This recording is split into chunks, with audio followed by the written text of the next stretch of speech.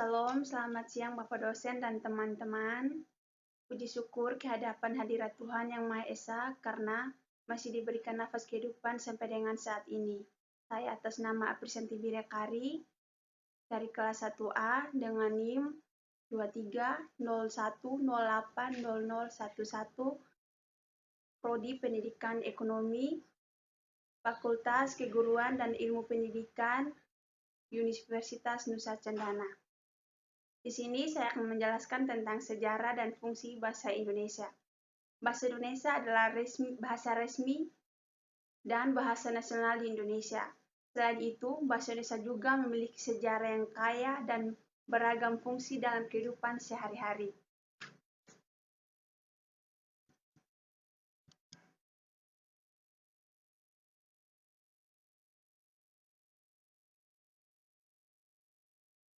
Sejarah bahasa Indonesia. Yang pertama, masa pra-kemerdekaan, bahasa Melayu menjadi bahasa komunikasi di wilayah Nusantara, dipengaruhi oleh perdagangan dan agama. Yang kedua, persiapan kemerdekaan. Gerakan kebangsaan mendorong pemilihan bahasa Indonesia sebagai bahasa nasional yang diperkenalkan dalam Sumpah Pemuda tahun 1928. Yang ketiga, masa kemerdekaan. Bahasa Indonesia diresmikan sebagai bahasa resmi dan diberi status bahasa nasional pada saat proklamasi kemerdekaan 17 Agustus 1945. Perkembangan dan pengaruh bahasa Indonesia. Perkembangan bahasa. Bahasa Indonesia telah berkembang menjadi bahasa modern dengan kosakata yang terus berkembang, termasuk istilah dari berbagai bidang kehidupan. Yang kedua, pengaruh budaya. Bahasa Indonesia dipengaruhi oleh keanekaragaman budaya di Indonesia, termasuk dalam hal kuliner, seni, dan tradisi. Yang ketiga, kesenian dan tradisi. Bahasa Indonesia terus digunakan dalam menyampaikan nilai-nilai budaya melalui kesenian tradisional seperti tarian dan musik daerah. Fungsi bahasa Indonesia dalam kehidupan sehari-hari. Yang pertama, komunikasi. Bahasa Indonesia memungkinkan kita berkomunikasi dengan orang dari berbagai suku, budaya, dan di Indonesia. Bahasa Indonesia digunakan sebagai medium dalam pembelajaran di sekolah-sekolah dan berpengaruh tinggi di Indonesia. Yang ketiga, media dan teknologi. Bahasa Indonesia digunakan dalam media cetak, media online, dan perkembangan teknologi di Indonesia.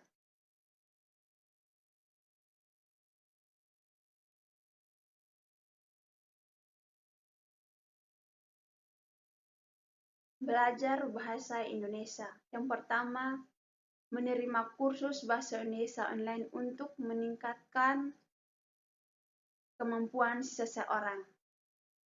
Yang kedua, berkomunikasi dengan penutur asli bahasa Indonesia dan mengunjungi tempat-tempat di Indonesia. Dan yang ketiga, membiasakan diri dengan menggunakan bahasa Indonesia dalam kehidupan sehari-hari. Pentingnya bahasa Indonesia sebagai bahasa nasional.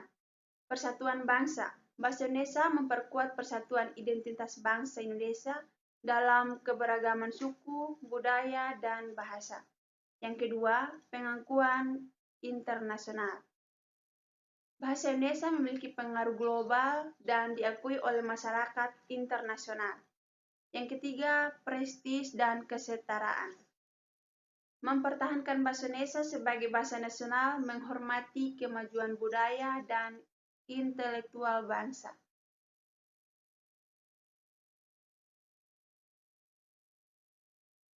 Berikut ini saya akan menjelaskan tentang kalimat efektif. Kalimat efektif, pengantar tentang pentingnya bahasa yang efektif dalam komunikasi dan interaksi sehari-hari. Menjelaskan bahwa kalimat efektif dapat membantu menyampaikan pesan dengan jelas dan persuasif.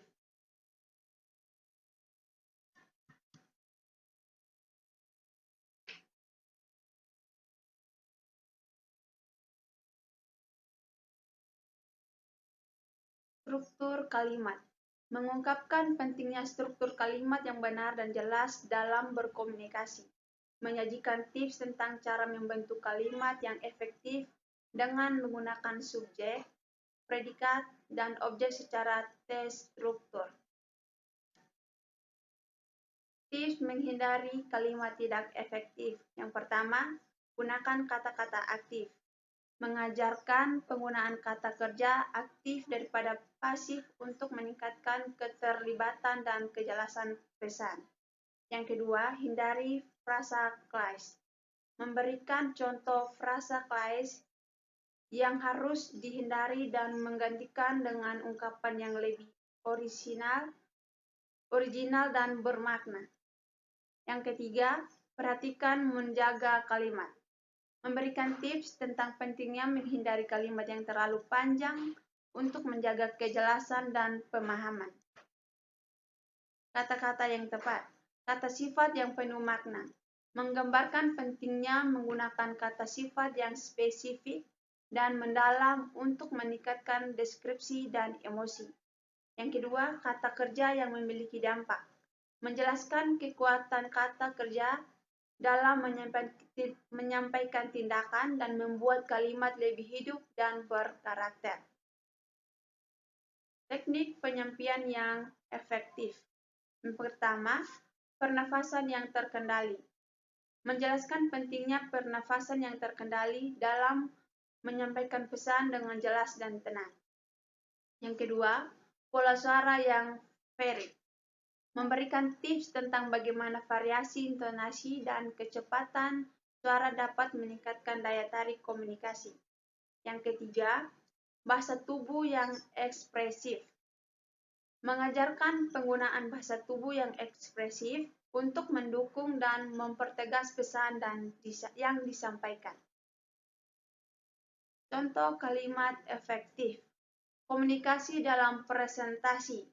Menyajikan contoh kalimat efektif dalam presentasi untuk mendorong partisipasi dan kepahaman audiens. Yang kedua, komunikasi di lingkungan kerja. Menggambarkan kalimat efektif dalam diskusi tim dan pertemuan kantor untuk meningkatkan kolaborasi dan produktivitas.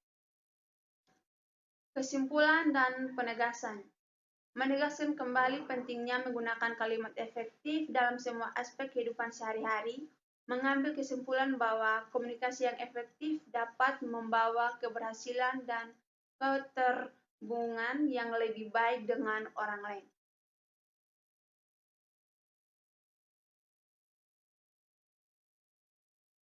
Yang berikut, diksi dan paragraf. Dalam presentasi ini, kita akan menjelajahi konsep dasar diksi dan paragraf dalam penulisan. Marilah kita mulai.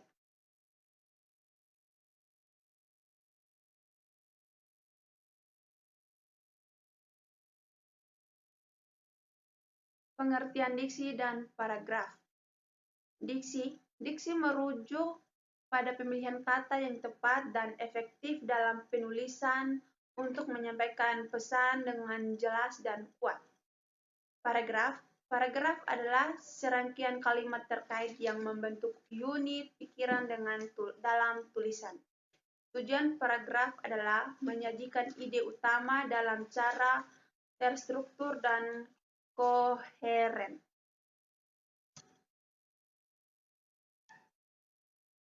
Tujuan penggunaan diksi dalam penulisan. Yang pertama, kesesuaian konteks. Pemilihan diksi yang tepat memungkinkan penulis menyampaikan pesan dengan benar sesuai konteksnya. Yang kedua, pengaruh emosional.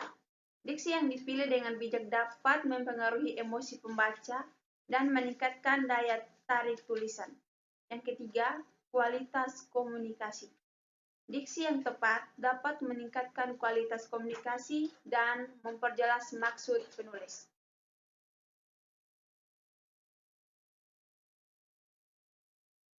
Karakteristik dan jenis-jenis diksi. Karakteristik diksi. Yang pertama, Karakteristik dan jenis diksi. Karakteristik dan diksi.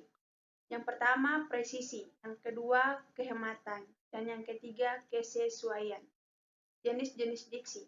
Yang pertama, denotatif. Yang kedua, konotatif. Dan yang ketiga, konkret. 4, abstrak. 5, formal. Dan yang keenam, informal.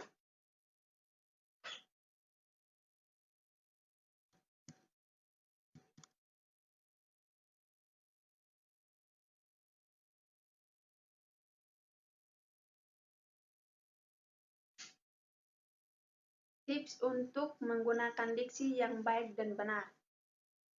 Pahami konteks. Mengenali konteks tulisan untuk memilih diksi yang sesuai dengan audiens dan tujuan penulis. Yang kedua, perhatikan gaya penulisan. Menyesuaikan diksi dengan gaya penulisan yang diinginkan untuk mencapai efek yang diinginkan. Yang ketiga, variasi kata. Menggunakan variasi kata yang cerdas untuk menghindari pengulangan yang membosankan. Dan yang keempat, berkembang terus. Terus melatih diri dalam mengembangkan pengetahuan dan penggunaan diksi yang lebih baik.